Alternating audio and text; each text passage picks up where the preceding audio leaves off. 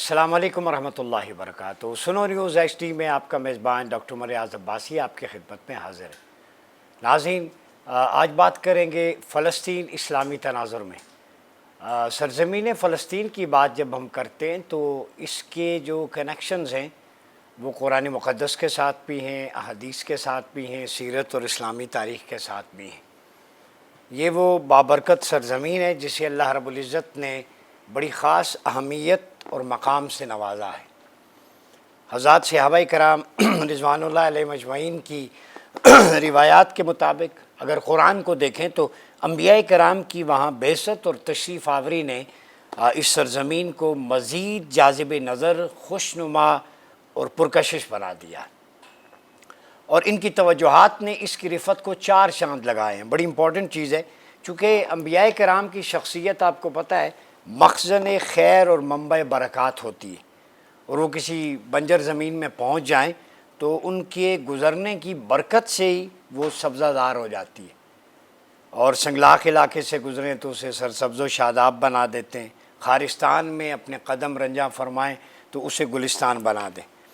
तो ये सरज़मीन फ़लस्तीन के पर्सपेक्टिव में जब हम बात करें तो आप सल्लल्लाहु अलैहि वसल्लम ने जब अपना दारुल हिजरत मदीना मुनव्वरा को बनाया तो चूँकि आप सल्लल्लाहु अलैहि वसल्लम सारी इंसानियत पर न सिर्फ फ़ाइज़ बल्कि सबब तख़लीक़ कायनात थे, तो मदीना को जो फ़जीलत हासिल हुई वो अहले इल्म पर आफ्ताब नीम रोज़ से ज़्यादा वाज़ेह और रोशन है।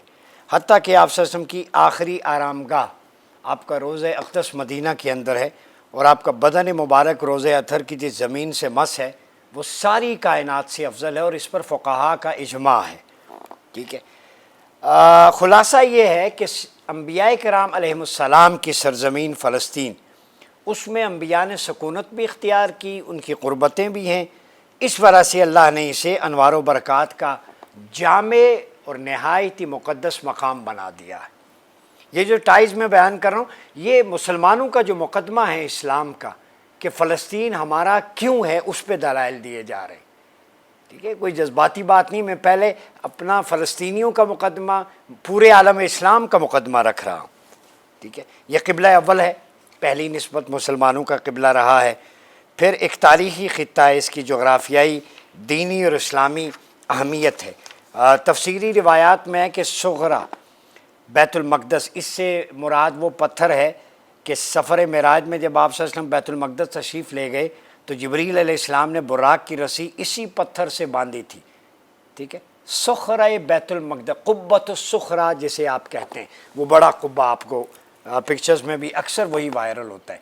मस्जिद अक़सा उसके साथ है, वो अलग है, और इसी से ही दुनिया में मीठे पानी का सिलसिला कायम है। ये इमाम इब्न कसीर ने तफसीर इब्न कसीर के अंदर रिवायत बयान की। फिर कुरान मजीद में इसकी बहुत सारी बरक़ात शामिल है। सूरह असरा में सुब्हानल्लज़ी असरा बिअब्दिही लैलन मिनल मस्जिदिल हराम इलल मस्जिदिल अक़सा अल्लज़ी बारकना हौला, कि पाक है वो ज़ात जिसने अपने अब्द ख़ास नबी पाक सल्लल्लाहु अलैहि वसल्लम को सैर कराई मस्जिद हराम से अक़सा तक। ठीक है, और जिसकी सराउंडिंग्स में गिरदो नवा ने अल्लाह ने बरकतें रखी। अब मस्जिद अक़सा की सराउंडिंग में कौन सी बरकतें, आपका सवाल होगा। तो जितने तफसीरी अक़वाल हैं मैंने पढ़े हैं हदीस में, वो बरक़ात की वजूहात, बारकना हौला, हौला माहौल, उसके इर्द गिर्द में वो क्या सराउंडिंग्स में बरकतें। एक तो है नखलिस्तान, पाम ट्रीज़ हैं, खजूर के दरख्त हैं, जैतून के हैं। फिर अंबियाए कराम के वजूद मसूद उनके मज़ारात हैं, क़ब्रें हैं, सहाबा अहले बैत औलिया की क़ब्रें हैं वहाँ पे। तो ये पूरा माहौल जो बिलाद शाम को कवर करता है, बारकना हौला, वो बरकतें उन नफूस कुदसिया के जसद अक़दस की वजह से हैं, वो बरकतें अंबियाए कराम की वजह से हैं, वो बरकतें मुक़र्रबीन की वजह से जो वहाँ पे मदफून है। सो इस एतबार से बड़ा एक स्ट्रॉन्ग स्पिरिचुअल कनेक्शन बनता है। तो अहद नबवी के अगर फ़लस्तीन को हम देखें तो ये मुल्क शाम का एक मुस्तहकम इलाका था, और इसमें तब्दीली आई। फिर खिलाफत उस्मानिया के दौर में सन 1600 ईस्वी तक शाम में ये फ़लस्तीन दाखिल रहा। फ़लस्तीन was the part of Syria, जो लेवेंट कहते हैं, द लेवेंट, मैं सीरिया नहीं कहूँगा, सीरिया आज है। द लेवेंट जो बिलाद शाम होता था उसमें ये लेबनान, ये फ़लस्तीन, जॉर्डन, ये सारे ममालिक ख़ित्ता पूरा शाम कहलाता था, उसे द लेवेंट कहते थे, बिलाद शाम। پھر 1614 میں دو حصوں میں منتقم ہو گیا، آدھا حصہ بیروت اور نصف حصہ شام کا حصہ بن گیا، فلسطین کی بات کر رہا ہوں۔ بعد ازاں 1865 میں سوریا کا وجود عمل میں آیا، جسے آج جمہوریہ السوریہ کہتے ہیں، ٹھیک ہے، ریپبلک آف سیریا۔ تو قدس وغیرہ کو سوریا میں داخل کر دیا گیا، اور اب فلسطین کا بیشتر حصہ اسرائیل کے ناجائز اور غاصبانہ قبضے میں ہے۔ تو ابھی یہ سچویشن ہے کہ فلسطین کا میکسیمم ایریا وہ occupied by illegal forces of Israel, Zionist کے قبضے میں، اور یہ فلسطین کبھی شام کا حصہ تھا، ایک صوبہ تھا، بلکہ آج کل یہ الگ ملک ہے، اس کا بیشتر حصہ اسرائیل کے تحت ہے، اور موجم البلدان کے اندر لکھا ہے کہ کچھ اردن کا حصہ ہے۔ اس کی حدود شمالاً جنوباً اندازاً 200 میل، شرقاً غرباً 90 میل، مشرق میں اردن، مغرب میں بحیرہ روم، شمال میں لبنان، جنوب میں صحرائے سینا، وادی سینا، موسیٰ علیہ السلام کی وحی، آپ کوہ طور کی بات اگر آپ نے پڑھی ہو سنی ہو تو اس کی جیوگرافیکل، جیو پولیٹیکل، اسٹریٹجیکل بڑی ڈیپتھ ہے، بڑی لوکیشن میں ہے، اور اس کا لینڈسکیپ بھی بڑا خوبصورت ہے۔ ایک طرف جو غزہ کی پٹی ہے ساحل سمندر کے ساتھ، دوسری طرف آپ دیکھیں کہ بحیرہ روم ہے، ایک طرف صحرائے سینا ہے۔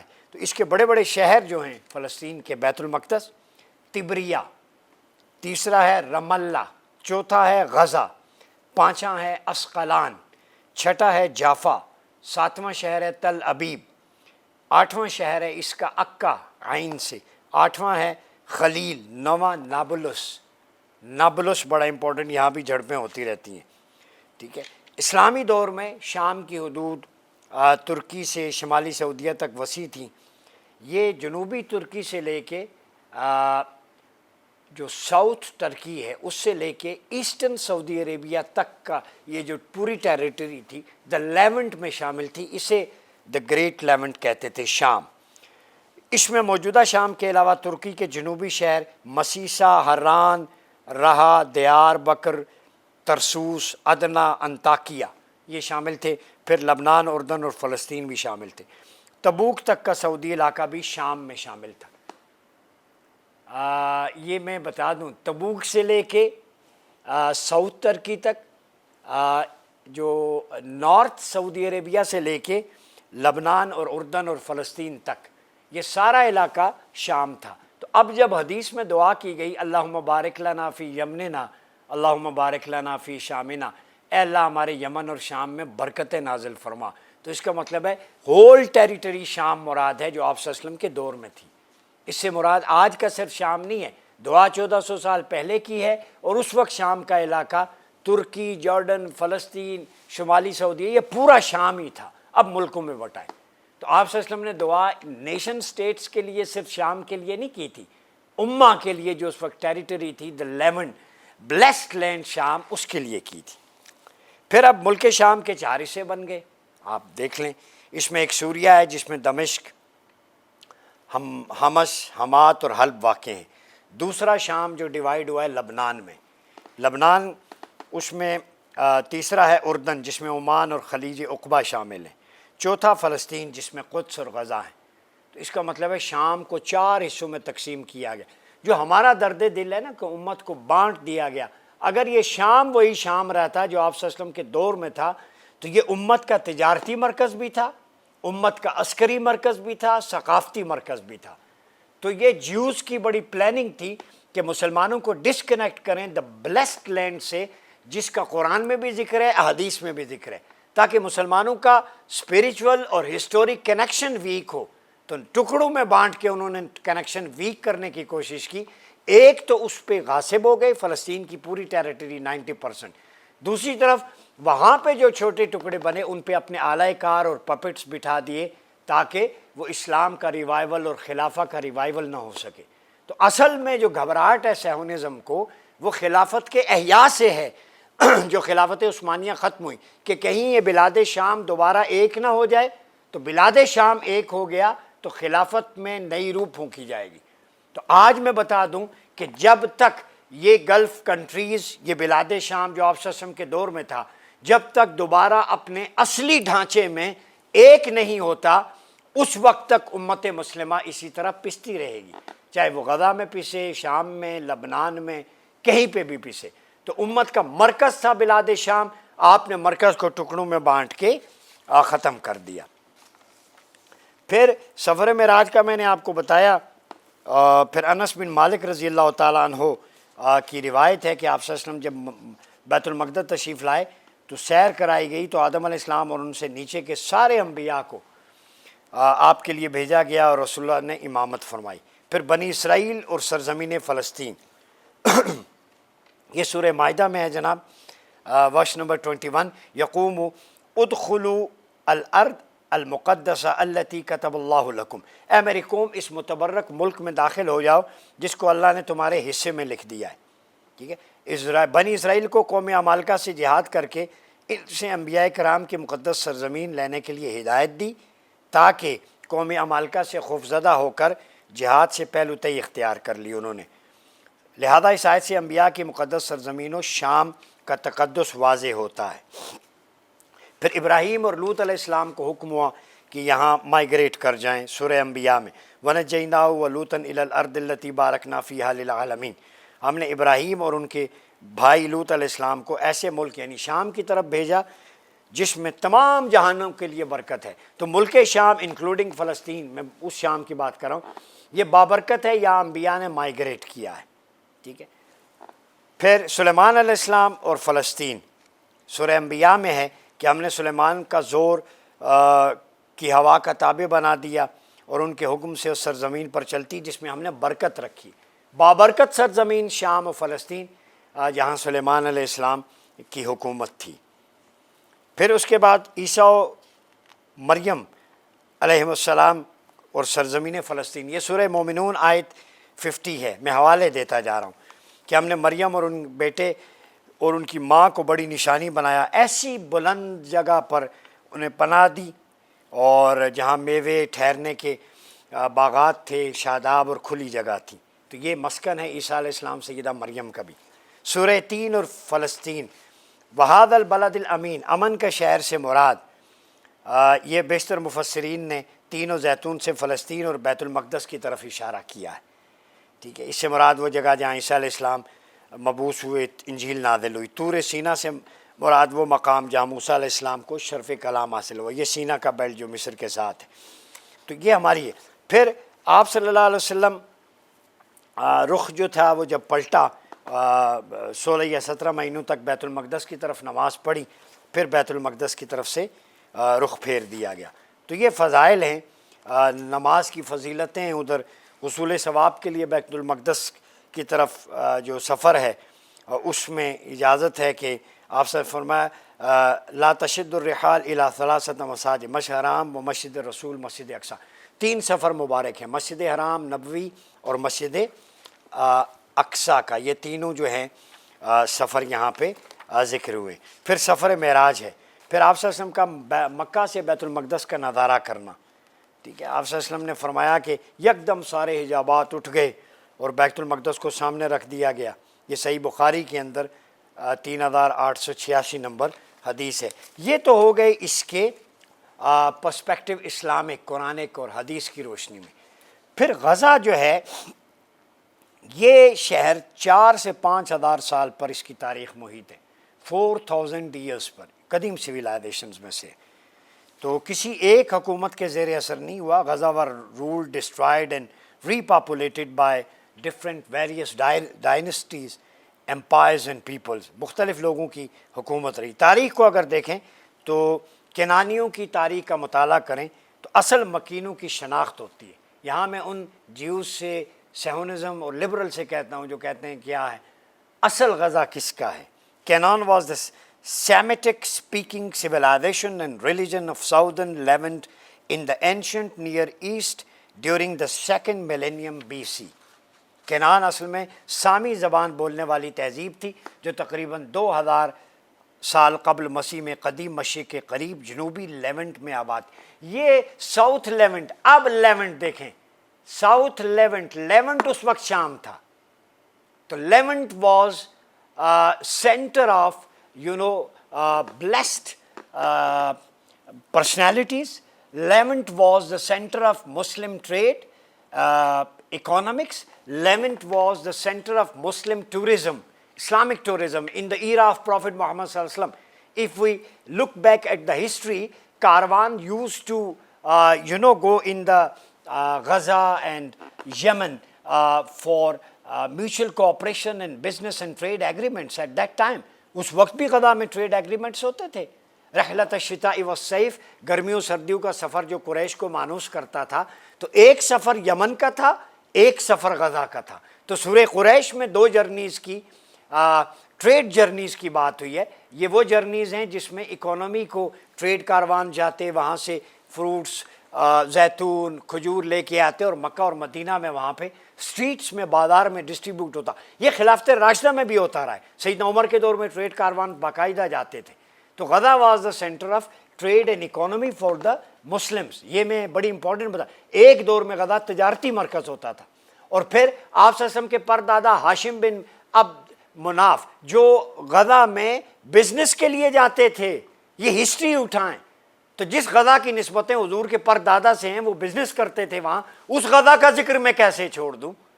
और गजा में आप सल्लम के वालिद गिरामी सैयदना अब्दुल्ला रज़ी अल्लाह तआला अन्हु भी ट्रेड कारवान के साथ जा चुके हैं. तो गदा की निस्बतें हुजूर के परदादा से भी हैं, हुजूर के वालिद से भी हैं. तो मैं कैसे भुला दूँ गदा को. भाई सुनो, टीवी गदा का जिक्र करना कैसे बंद कर दे जिसकी निस्बतें इतनी बुलंद है. कुरान से भी हैं, हदीस से भी हैं, सूरत से भी हैं, सूरह इसरा से भी हैं, सूरह 3 से भी हैं, सूरह कुरैश से भी हैं. या मुझे कह लो इन सूरतों को ना पढ़ूं, आयतों को आंखें बंद कर लूँ, इनकी तफसीर ना बयान करूं.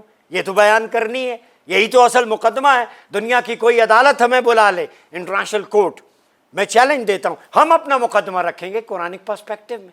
We are not emotional, we have strong evidence related to Gaza. Gaza belongs to Islam, Gaza belongs to Muslims because Gaza has strong ties with the Holy Quran. Divine revolution को देखें तो उसमें गदा का जिक्र है. अब सूरह कुरैश में रहलत शिताई व सैफ, मैंने तो नहीं कहा, मुफस्सिरीन के 100 से ज़्यादा मुफस्सिरीन के अक़वाल मौजूद हैं. फिर गज़ा जो है ये इमाम इब्न कसीर का शहर है. गज़ा जो है इब्न असाकिर का शहर है. बड़े बड़े मुहद्दिसीन गिनवा रहा हूँ. इब्न तैमिया का शहर है, इब्न क़य्यम का शहर है. फिर गज़ा के साथ छोटी सी बस्ती आपको पता है अस्क़लान, ये हाफिज़ इब्न हजर अस्क़लानी बहुत बड़े मुहद्दिस गुजरे हैं, उनका शहर है. तो भाईजान जिन मुहद्दिसीन ने हम तक हदीस इल्म और रिजाल जरो तादील पहुँचाई, उनके साथ भी गदा का कनेक्शन है. आज तक ये हिस्ट्री आपको नहीं किसी ने बताई होगी. तो इतनी स्ट्रॉन्ग टाइज़ हैं. मुसलमानों आंखें खोलो, वो गदा हाथों से जा रहा है. वो गदा जो आमाजगाह थी हुजूर के परदादा की, जहाँ हुजूर के वालिद जाते थे. जिस गज़ा को आप सल्लल्लाहु अलैहि वसल्लम ने, इमाम हाकिम में मुस्तदरक की रिवायत है, आपने फरमाया ये गज़ा अल्लाह उन लोगों पर रहम करे, उन्होंने बरकत अता करे जो 2 दुल्हनों में से एक में रहते हैं. यह हदीस है. हुजूर ने 2 दुल्हनों का जिक्र किया. पूछा कौन सी? एक गज़ा, एक अस्क़लान जो उसके साथ बस्ती है. जो लोग इन 2 बस्तियों में रहते हैं, हुजूर ने उनके लिए बरकत की दुआ की है. मुसलमानों ज़मीर को झंझोड़ो. जिस गज़ा में रहने वालों के लिए हुजूर दुआएं कर रहे हैं, आज वो खंडरात का ढेर बन चुका है. आज वहाँ पर मलबे तले लाशें दबी हैं. आज वो दरख्त की छालें खाने पे मजबूर हैं.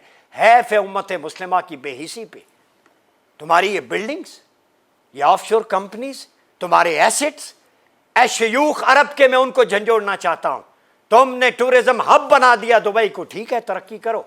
तुम्हारा समंदर, तुम्हारे पानी, इंफ्रास्ट्रक्चर, टेक्नोलॉजी, नियॉम सिटी, पता नहीं क्या से क्या, पूरी दुनिया का तजारती मरकज़ दुबई बना हुआ है. तुम्हारे पास इतना पैसा, तुम्हारी होटलिंग, पैस्चराइज प्रिजर्व फूड तुम्हारे पास कसरत. तुम एक गिलास पानी का गज़ा के बस्ती वालों को नहीं दे सके. रोज़े हश्र किस मुंह से रसूलुल्लाह से हौज़े कौसर पे जाम तलब करोगे? तो हौज़े कौसर का जाम तो गज़ा वालों के लिए है. हौज़े कौसर का जाम अस्क़लान वालों के लिए है, फ़लस्तीन वालों के लिए, बिलाद शाम वालों के लिए है. वो इन अरबों के लिए जिनके लिए वैलुल लिल अरब कहा गया, अरबों के लिए हलाकत, उनके लिए बिल्कुल भी नहीं होगा. तुम अय्याशियाँ करते, तुम तरक्की के नाम पे क्या करते फिर रहे हो? उधर माएँ अपने बच्चे उठाकर रब की बारगाह में दुआ करती हैं कि इन्ना सलाती व नुसुकी व महयाया व ममाती लिल्लाहि रब्बिल आलमीन. मुझे कायनात में कोई ऐसी माँ दिखा दे जो अपना बेटा हाथों में उठा के कहे, मौला मेरी नमाज, मेरी ज़कात, मेरा हज, मेरी कुर्बानी सब तेरे लिए कबूल फरमा ले.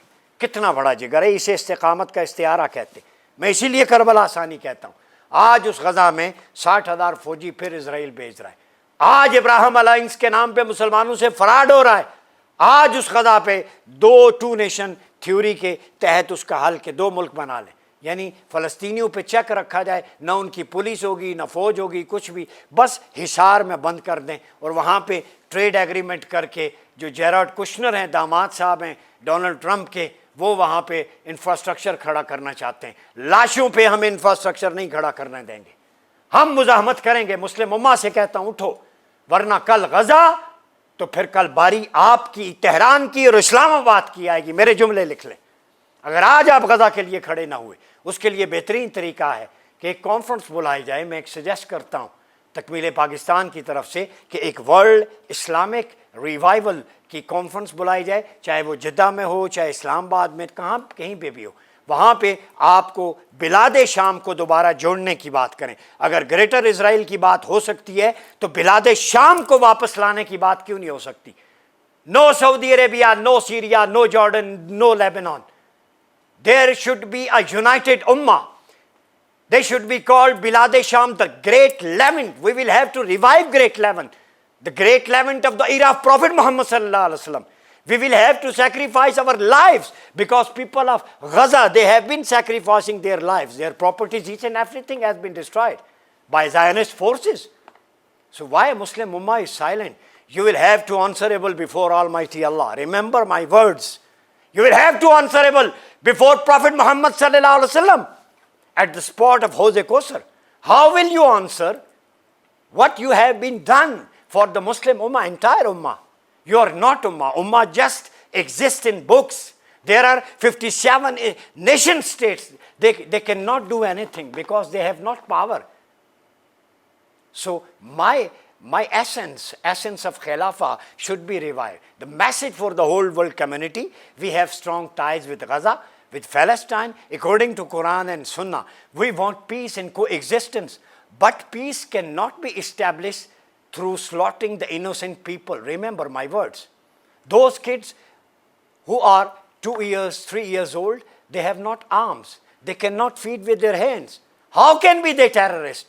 Why the world Muslim community and the whole world is silent on this? Why Islamic Court of Justice is silent? Why United Nations Organization is silent? Because United Nations Organization has become union of nuclear officers.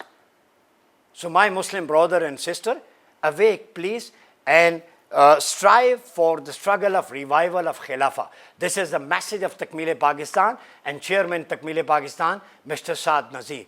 We will have to unite to, fight against terror, to fight against poverty, hunger, to, stand with our oppressed brothers and sisters living in Gaza and Syria. بہت شکریہ. اپنا بہت خیال رکھیے گا. اپنے میزبان doctor عمر ریاض عباسی کو اجازت دیجیے. اللہ حافظ.